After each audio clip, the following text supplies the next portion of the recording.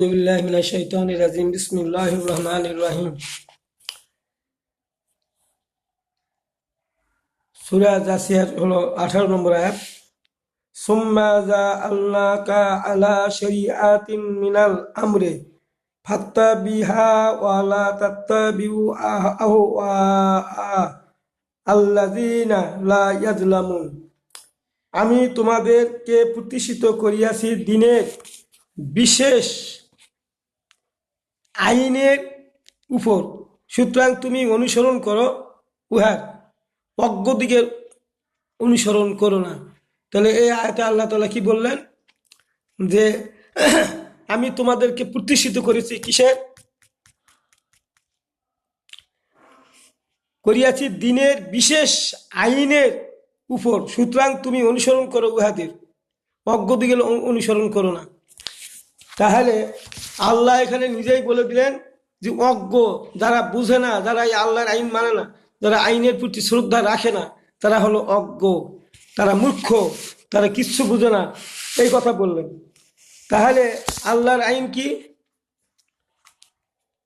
আল্লাহর আইন হলো ওয়াসারিকু ওয়াসারিকাতু ফাকতু আইদিহুমা জাযাআম কাসাবা নাকালা মিনাল্লাহ। পুরুষ কিংবা নারী চুরি করলে হাতটা কেটে দাও, এটাই তাদের কৃত্যকর্মের ফল, এটাই আল্লাহর আদর্শ দণ্ড।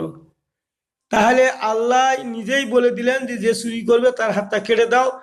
আর এর ব্যাখ্যা স্বরূপ রাসূল সাল্লাল্লাহু আলাইহি সাল্লাম তার জীবনে কয়েকজনের হাত কেটে দিয়েছিলেন। আর যা সাহাবীরা রসুলের সঙ্গে সে সমস্ত আইন কানুনগুলো মেনে চলেছেন এবং রসুলের ওয়াফাতের পর সাহাবীগণ রজম করেছেন, চোরের হাত কেটে দিয়েছেন, বিভিন্ন আইন কানুনের সব প্রতিষ্ঠা করে গেছেন সাহাবীগণ। তাহলে আমরা বলতেছি ইয়াকা নাবুদু ওয়া ইয়াকা নাস্তাইন, আল্লাহ আমরা তোমার ইবাদত করি, তোমার কাছে সাহায্য চাই। কি সাহায্য চাই? তখন আমরা বলতেছি ইহদিনাস সিরাতাল মুস্তাকিম, আল্লাহ আমাদেরকে সঠিক সরল পথ দেখিয়ে দাও। আমরা বলতেছি সঠিক পথ দেখিয়ে দাও। তা আল্লাহর দায়িত্ব আমাদেরকে সঠিক পথ দেখিয়ে দেওয়া। আবার আমরা বলতেছি সিরাতাল্লাযীনা আনআমতা আলাইহিম গায়রিল মাগদুবি আলাইহিম ওয়ালাদ-দাল্লিন, আল্লাহ ওই সমস্ত লোকের পথে আমাদেরকে পরিচালিত করো যাদেরকে তুমি নিয়ামত দান করেছো, যাদের প্রতি রহমত বর্ষণ করেছো।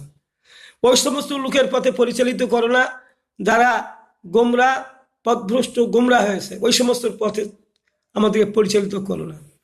আল্লাহ তো পরিচালিত কাউকে করে না, আমরা নিজেরাই ওই ধরনের কর্মকাণ্ডের সঙ্গে জড়িয়ে পড়ি এবং এটা আমাদের কর্মের ফল।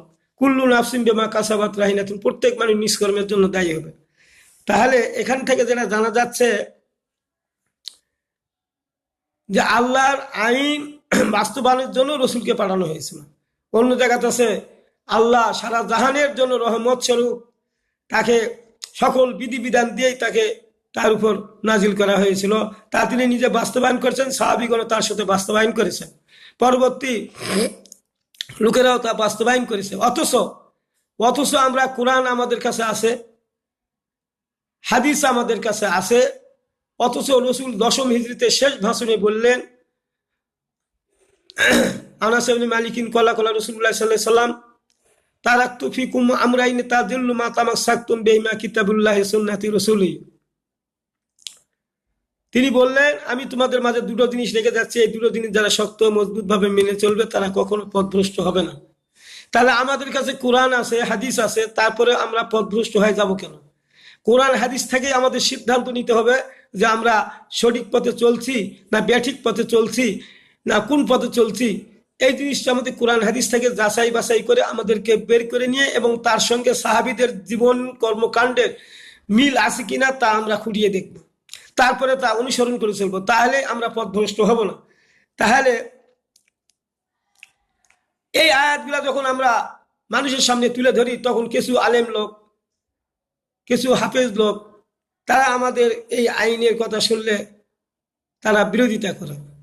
তাহলে আপনি যদি বিরোধিতা করেন, আল্লাহর কথা দিলে আপনি বিরোধিতা করেন, তাহলে আপনি কিভাবে ইমানদার থাকলেন? আপনাকে যদি বলা হয় সব মানুষকে যে কোরআন কার বলে আল্লাহ, এটা মানেন? মানি না, মানে চূড়ান্ত ভাবে মানি। যখন কোরআনের যখন আয়াত বলা হয় তখন আপনি মানেন না, তখন আপনি আর মানার চেষ্টা করেন না। তাহলে যারা আল্লাহ এবং আল্লাহর কোরআনের বিধিবিধান মানে না, তারা কি করে ইমানদার হতে পারে?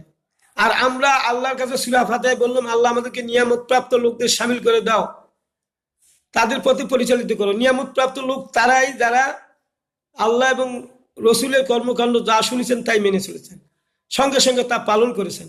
এরাই হলো শ্রেষ্ঠ উম্মত, এরাই হলো নিয়ামত প্রাপ্ত সাহাবী। আর যারা আল্লাহ এবং রসুলের হুকুম তারা মানে নাই, রসুলের হুকুমকে অগ্রাহ্য করছে, তারা মুনাফিক হিসাবে লানত বৈশিষ্ট্য হয়েছে, পথভ্রষ্ট হয়েছে, তারা গোমরাহ হয়েছে। তা আমরা সূরা ফাতিহায় বলছি যে আল্লাহ আমাদেরকে নিয়ামত প্রাপ্ত লোকদের শামিল করে দাও, অথচ আমরা নিজেরা আল্লাহ পথ দেখিয়ে দিলেন, তারপরে নিয়ামত প্রাপ্ত লোক খুঁজে পাচ্ছি না। আল্লাহ বলেই দিলেন, কুল ইন কুনতুম তুহিব্বুনাল্লাহ ফাত্তাবিউনি ইউহিব্বুকুমুল্লাহু ওয়া ইয়াগফির লাকুম যুনুবাকুম আল্লাহু গফুরুর রহিম। 31 নম্বর আয়াত সূরা ইমরান। হে রাসূল, তুমি বলে দাও তোমার উম্মতদেরকে, তারা যদি আমাকে ভালোবাসে তাহলে তারা যেন তোমার কর্মকাণ্ডের অনুসরণ করে, আনুগত্য করে ভালোবাসে, তাহলে আমি আল্লাহ তোমাদের ভালোবাসবো। কিন্তু আমরা সেটা নিলাম না, রসুলের কর্মকাণ্ডের সাথে আমাদের নিজের কর্মকাণ্ড মিল করলাম না। আমরা রসুলের কর্মকাণ্ডের সঙ্গে নিজের জীবন মিল করলাম না, বরং রসুল সাল্লাল্লাহু আলাইহি সাল্লামের কর্মকাণ্ডকে প্রত্যাখ্যান করে নিজের খেয়াল খুশি অনুসরণ করে চলছি। এখানে আল্লাহ কি বলেন দেখেন, ওয়ালা তাকুনান্না মিনাল্লাযীনা কাযযাবু বিআয়াতিল্লাহি ফাতাকুনা মিনাল খাসিরিন। যারা আমার আয়াতকে মিথ্যা মনে করে তুমি কখনো তাদের দলে থাকবে না, তাহলে তুমিও ক্ষতিগ্রস্তদের শামিল হয়ে যাবে। দেখছেন, সূরা ইউনূসের 95 নম্বর আয়াতে বলা হচ্ছে, যারা আমার আয়াতকে মিথ্যা মনে করে, মানে না, মিথ্যা মনে করা মানে মুখ দিয়ে বলা হবে না যে আমি মিথ্যা মনে করি, ওই হুকুম না মানলেই ধরে নেওয়া হয় যে আপনি এই কোরআনকে মিথ্যা মনে করছেন, যার জন্য আপনি আমল করছেন না। তাহলে এখানে আল্লাহ বলছে, যারা এটা মনে করে তাদের দলে তুমি যাইবে না, গেলে তুমি ক্ষতিগ্রস্ত শামিল হবে। তাহলে এই যে আলেম ওলামারা যারা হেফাজতের এক অংশ, সামান্য ক্ষুদ্রতম অংশ বলতেছেন যে রসুল কোনো ইয়াক করে নেই, রসুলের খেলাফত, এটা খেলাফত নয়, আল্লাহর আইন কোথায় আছে, কে কোথায় আছে? আমরা তো বলছি যে নামাজ রোজা করা, কোরআন পড়া, কোরআন শিক্ষা দেওয়া, এ করলেই জান্নাত হয়ে যাবে। আর এরা কোথায় পায়? এই ধরনের কথা বলে মানুষকে ইসলামী আন্দোলন থেকে, আল্লাহর দ্বীন কায়েমের পথ থেকে মানুষদেরকে সরিয়ে নিয়ে যাওয়া হচ্ছে। তাহলে ওই লোকের কি ইমান থাকবে? অথচ তারা বহুদিন ধরে কোরআন হাদিস পড়ালো, সবকিছু করলো, কিন্তু তারা এই কথাগুলা মানলো না। তাহলে এখন কি হবে? তাহলে আমরা কি ওই সমস্ত লোকের পথে তো অনুসরণ করে চলছি, যারা আল্লাহর বিধান মানে না, আল্লাহর কোরআন মানে না, তাদের পথে অনুসরণ করে চলছি? তাহলে তো আমরা গোমরাহ বা পথভ্রষ্ট হয়ে গেছি।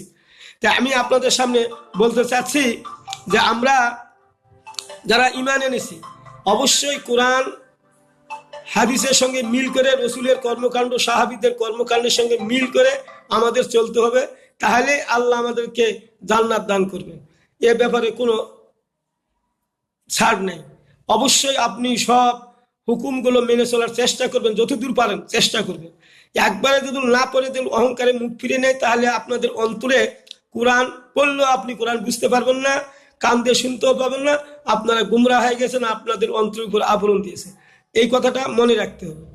এই জন্য আপনারা কোরআন মানেন না, অথচ বড় বড় কথা বলেন। আপনারা কোরআনের হুকুম মানেন না আর বড় বড় কথা বলেন যে এরা পথভ্রষ্ট, এদেরকে ভোট দেওয়া যাবে না, এদেরকে ভোট দেওয়া যাবে না। মিয়া, ভোট দেওয়া যাবে না, তুমি কি ভোটের জানো? তুমি তো কোরআন হাদিসে বুঝো না, তুমি খালি বুঝো কি একটা হরফ পড়লে 10 নাকি, আর নামাজ পড়লে সব আমল ঠিক হয়ে যাবে, রোজা করলে সব গুনাহ মাফ হয়ে যাবে। এইটাই তো তোমার চিন্তাধারা, যার ফলে তো এগুলা মানতে চাও না। এগুলা মানতে গেলে রাষ্ট্র ক্ষমতা নাকি, রাষ্ট্র ছাড়া হবে না। আল্লাহর কিছু বিধান আছে কোরআনে, যেগুলা রাষ্ট্র ক্ষমতা ছাড়া হয় নাই। এই জন্য রসুল সাল্লাল্লাহু আলাইহি সাল্লাম আল্লাহর কাছে চেয়ে নিছেন, হে আল্লাহ, তুমি আমাকে রাষ্ট্র ক্ষমতা দান করো। ওয়াল্লাযিনা, আয়াতটা আমার স্মরণে আসতেছে না, তো শেষে আছে সুলতানান নাসিরা, আমাদেরকে রাষ্ট্র ক্ষমতা দাও, আমি এই সমস্ত অন্যায় অনাচারের বিরুদ্ধে লড়াই করব, যুদ্ধ করব। আল্লাহ রসুল চায় নিল, আর সেগুলাকে আপনারা এড়িয়ে যান, আপনারা এড়িয়ে যায় চলার চেষ্টা করেন, নিজেকে খাঁটি ইমানদার বলে আপনারা দাবি করেন। এই দাবি আপনাদের কোনো কাজে আসবে না যদি আপনারা তওবা তাগিদ করে ফিরে না আসেন।